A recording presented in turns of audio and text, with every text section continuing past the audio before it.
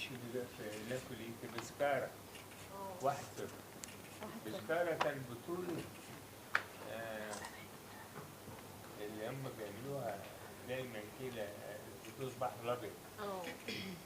أما الجيش لا فيها علي بكر. بتاعت 1-0 دي من أول باش دولة يلعبوا. وعملت ماتش ما شاء الله فريدة والجيل بقى.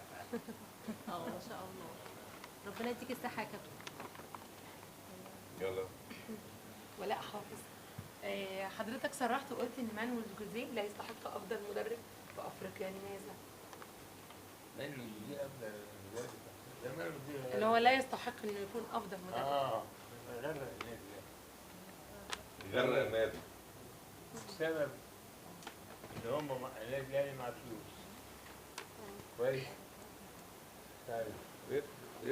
بيختار اللعيبه زي ما يكون قاعد في سوبر ماركت عايز يعني واخد 6 من الجماعه بتوع بعدين. ايامنا احنا بقى كنا من الاشبال درجه اولى، ولعيبه النادي الاهلي هم اللي بيلعبوا، ولو جابوا واحد من بره بقى فيه حوالات، لما اللي جاب 8 من بره. بس هي فترة البطولات يا كابتن، يعني هي فكرة الفترة اللي الأهلي جاب فيها بطولات هي بتاع جوزيه للناس مثلا هي دي الفترة اللي عمل فيها البطولات الأهلي. احنا جبنا 10 بطولات دوري ورا بعض و6 كاس. وفي فرقة طلعت عبد الحميد وجميل عبد الحميد. طلعت عبد الحميد كان بيجيب اجوان فين؟ الباك بتاعي بيجيب اجوان. بس هو زمان ما كانش فيه الاحتراف، لكن دلوقتي بالنسبة للاحتراف بقى عادي، يعني هو ما يطلب لعيبة بقى عادي. بالنسبة للاحتراف الواحد بياخد 2 جنيه وبيكسب، واخد مليون ويبقى نازل مهزوز.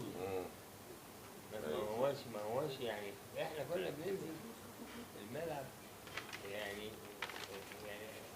مش عايز اقول لك عليا انا كنت انزل الملعب من نص الملعب لغايه الجول وسقف. صالح سليم لو ما لعبش تلت الايراد ما يجيش. يعني لو جاب 3000 يجيب 2000 صرحويه. يعني في لعيبه الأمور بيجي لها مخصوص. بيجي لها متفرجين. اتفضل. يعني سؤال